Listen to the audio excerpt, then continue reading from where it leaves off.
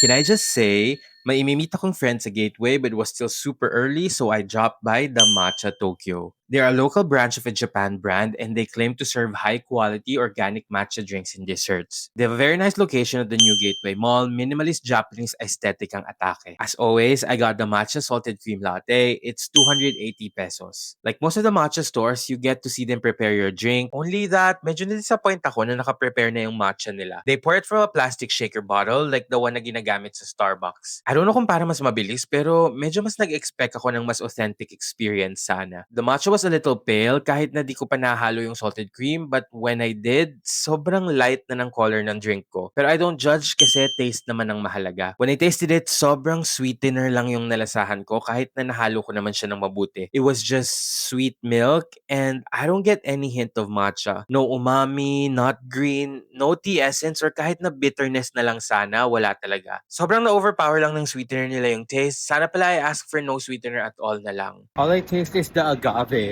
Ano bang sweetener nito? Pero yun lang yung nilalasahan ko. I don't taste the matcha at all.